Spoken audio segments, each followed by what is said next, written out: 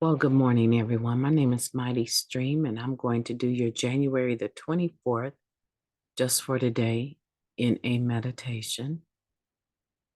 You can reach me at recoveryofhope21@gmail.com.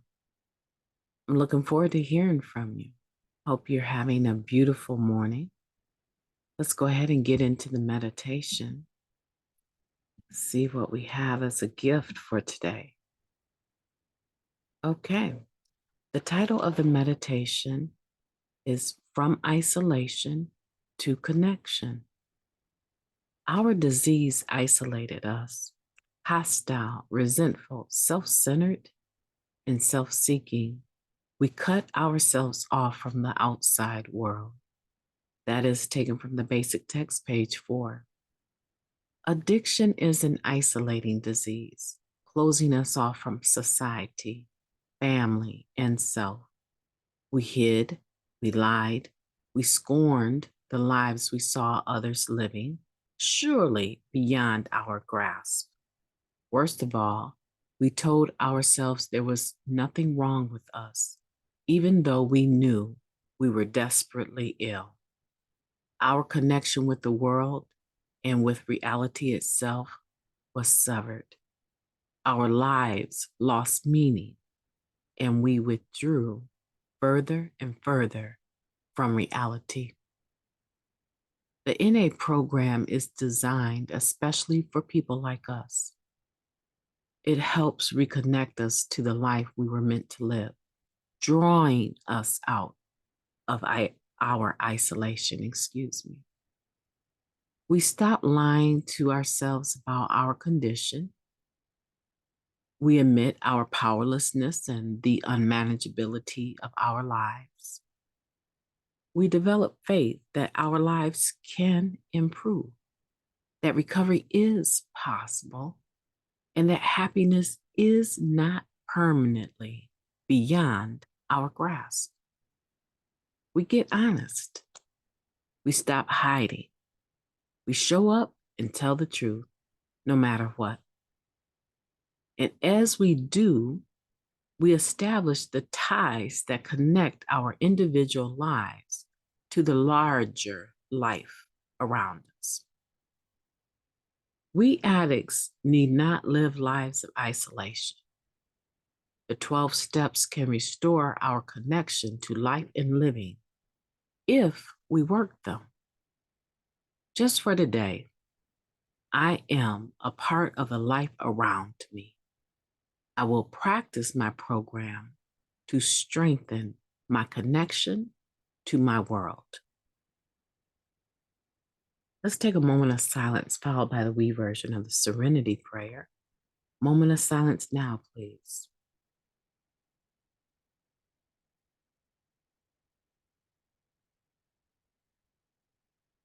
Thank you. God, grant us the serenity to accept the things we cannot change, the courage to change the things that we can, and the wisdom to know the difference. Just for today, please and thank you. How powerful is this meditation? How powerful, how wonderful, how on time is this January 24th meditation for many of us? Coming out of a 2.5-year pandemic, many of us are still dealing with isolation. Isolation was forced on the world. And now many of us have gotten so used to operating. See, I'm not preaching to the choir. I'm talking to myself. So many of us have gotten used to being at home, doing our online virtual NA meetings, that what was something that we were recovering from has now all of a sudden, due to medical issues, become a part of our lives in a very comfortable place for many of us to be. Because what I found out was that I don't need to leave my house to make an NA meeting. And I don't need to leave my house to fellowship with anyone. I can fellowship with everyone virtually. It forced me to make more phone calls. It forced me to stay connected with my sponsor because now the opportunity to do the monthly get together was not something that was even an option anymore. It was something that I was going to have to put forth effort within my home and way more feasible, way more doable for me. So now that we are coming out of the tailspin of the pandemic, I find myself still struggling with psychosis and worried about my health and worried about what are the other people doing in their personal lives? Are they living healthy, safe lives? Are they coming into the meeting and endangering others? Yes, I need to wear my mask. Why even go through that? That looks so unfriendly. Let me just stay home tonight instead.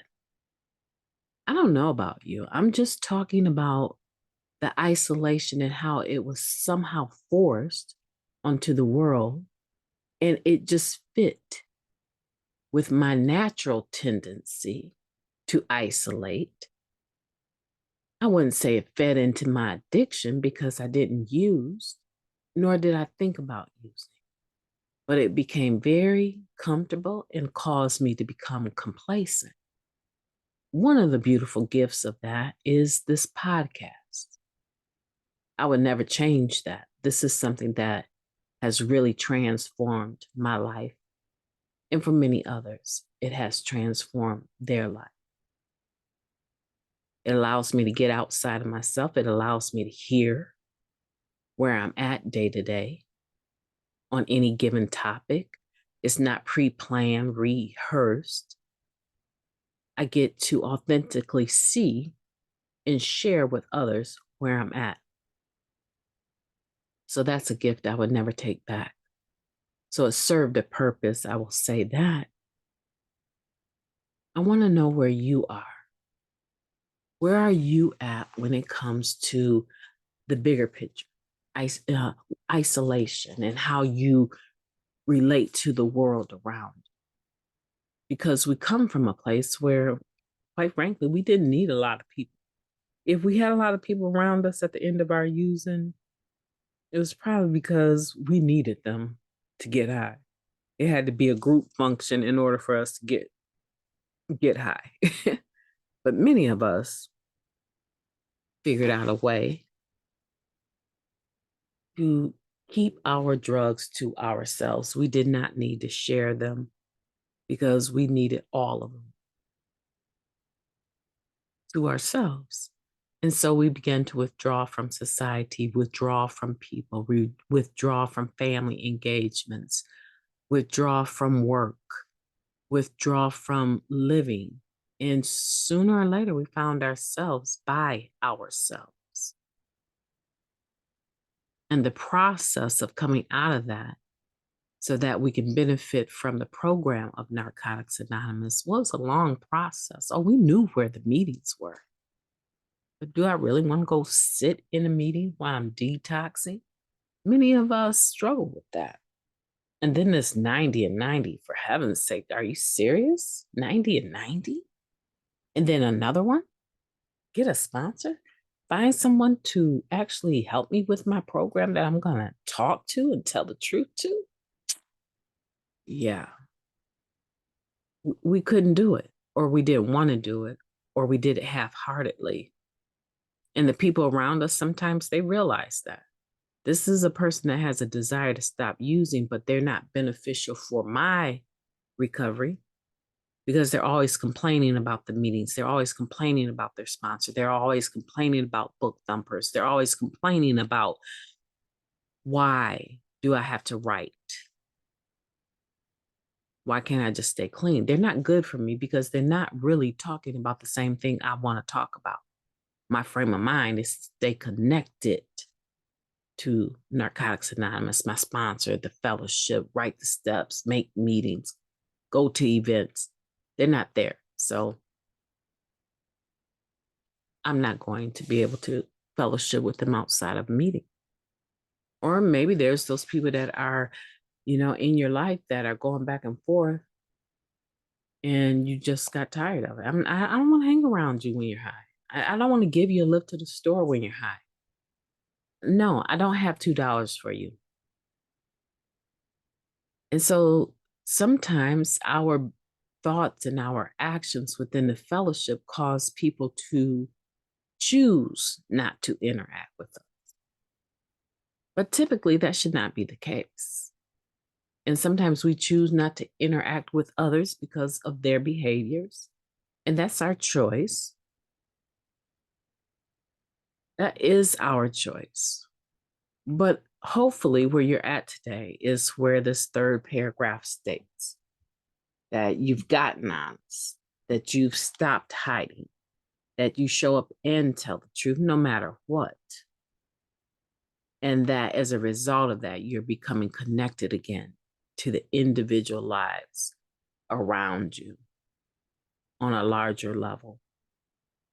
And that you see the value in it, that you have gratitude for it, that you have a before and after, like you have something to compare where you're at today to, that fills you with a sense of gratitude, which causes that fire underneath you to be fueled.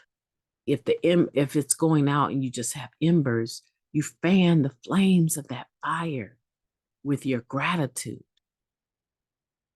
remembering where you are, or rather where you once were, and thinking about where you are today, and comparing the two and seeing how great of a distance you've come in recovery in a positive way. Even if just for today, your spiritual application of the principles are not on point, we don't pick up no matter what. You're not high. You might be in your feelings, but you are not high, nor do you have to be. Because if you don't pick it up, what? You can't get high. So today we have a chance to recover from whatever depression we're feeling, whatever sadness or disconnected. We have an opportunity, long as we're not getting high, we have an opportunity to come out of wherever we might be. That's not good for our recovery, our behaviors mostly, right? Go to a meeting today. Share honestly today about where you are. Honesty is what? The antidote for our what? Diseased thinking. Yeah. Make a meeting today. I encourage you to share honestly. If you're not feeling okay where you're at, and if your local meeting is not safe for you, you're beefing with someone over something, right? It's not safe for you and you're to make that meeting because of where you work, right? And you need to protect your anonymity. Then pull up na.org and find a meeting in your area code and drive to it. Simple solution. Find a meeting that you can drive to and make sure you share honestly. And start pulling yourself up by your bootstraps. One day at a time, one share at a time, one moment at a time. Reconnect to the world around you, to your world, to the people that love you. My name is MightyStream. I've enjoyed talking to you this morning. You've been in the flow of the stream, so let's get out there and do something mighty with this beautiful day that we have on our hands, January 24th. Make it the most beautiful day that you've ever lived on purpose. I intend to. Talk to you soon.